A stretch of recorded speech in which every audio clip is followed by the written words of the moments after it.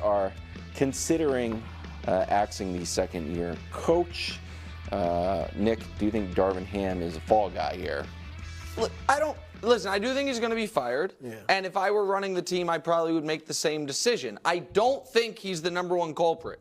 I think as much as Barkley, when Barkley yesterday was like, Frank Vogel's a good coach and Darvin Ham's a young coach. But his point at the end, where he was like, it's the people who put the teams together that are the most to blame. Mm-hmm. And you guys know all year, I didn't think they had a great roster. I didn't like how they filled it out around the edges, is a better way to put it. Like the point about the Mavs, those types of moves, Yet he still picked the Lakers to win in 6 against the Denver Nuggets. I think could have helped the Lakers. But Rob Pelinka is basically a member of the Bus family, so he's not going anywhere, and so something's going to happen with Darvin. And where I will say, Brew, that he didn't help himself is twofold. One is, the simplest thing a coach can do is start your 5 best players. And he didn't. And so we can show you the Lakers this year by record when you started your 5 best players and when you didn't. And it's not because of injury, right? LeBron, AD, Reeves, and D'Lo were incredibly healthy all year. They all played at least 71 games. And then there was this quote, Brew, at the end of the year. After they lost. So it's been extremely challenging. Everyone's been in and out of lineup, being criticized for not having consistent rotation when I didn't have consistent, healthy bodies. Keep going. There's a big punchline coming. The thing that frustrates me, and I love this job, love the pressure comes with it, I've always been calm in the midst of chaos. Good for you. But common sense goes out the window when you talk about my job in particular. And then this. Wow. It's amazing how people just skip the core part of having consistency with your lineups, all predicated on health and performance. If you're coaching a team and one of your starters is 10 games in a row just bleeping the bed, what are you going to do? End quote.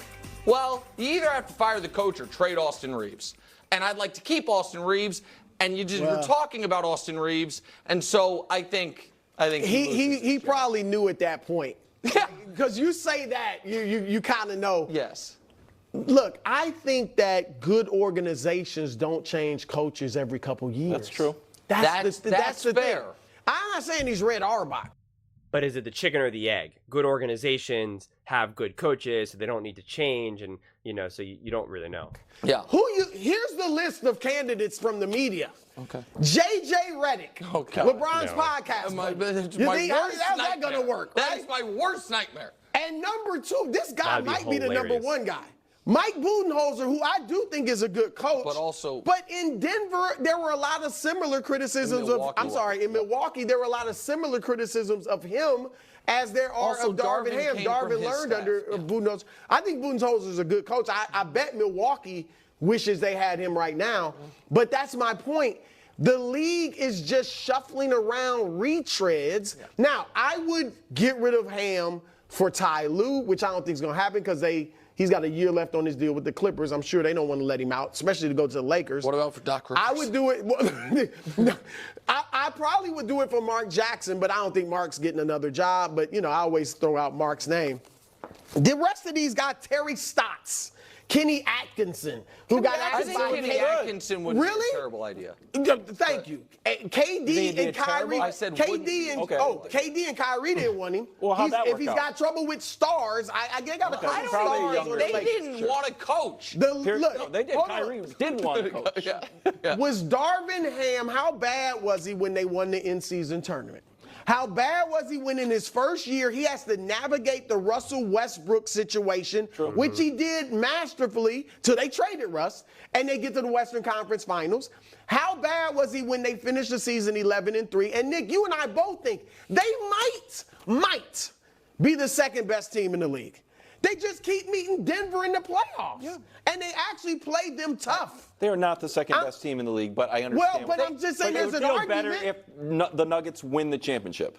Sure. Yeah, and I get, look, I'm not saying they definitely get by Minnesota or even OKC. The West is obviously tough. Dallas. But it's an argument. They're right there. I just think they need to. I don't think.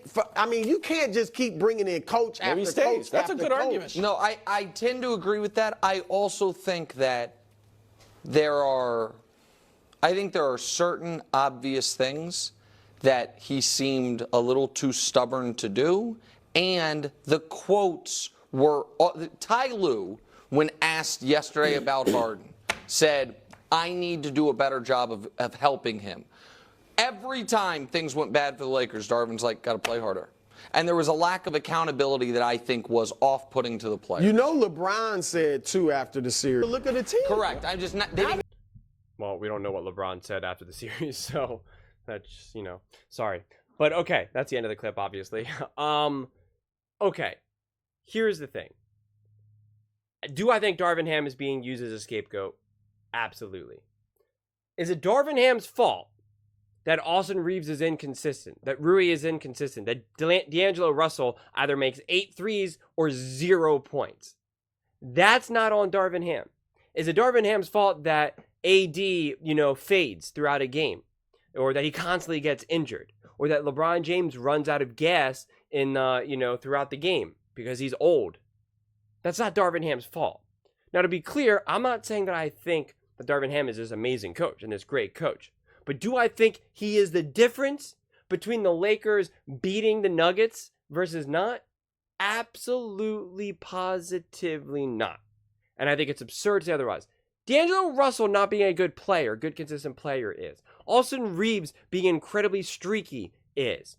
AD not, being inconsistent in his level of, stamina and health is. LeBron James just being old.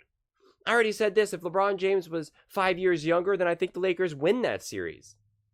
So I just don't understand. And right, he went to the Western Conference Finals last year, and D'Angelo Russell played terrible. And that was Nick's whole point is, well, what if D'Angelo Russell just played a little bit better, and Jamal Murray just played a little bit more closer to his average rather than so high above his averages? Then they win. And again, that's not really much on Darvin Ham. And right, the Nuggets are a ferocious team. And they lost to back-to-back buzzer beater. Not back-to-back, but 2, game-winning shots from Jamal Murray. I just don't know how you can put this all on Ham. I really, really don't. I feel for the guy. I understand the move. But it's like, again, to me, it's just not the difference between winning. They had an inferior roster, okay? Outside of LeBron and AD, you rather have Aaron Gordon over any of the other Lakers players. You rather have Michael Porter Jr. over any of the other players. You rather have Jamal Murray over any of the other players. Obviously, Jokic over any of the other players. That's a huge difference. It's very difficult to win when that's the reality.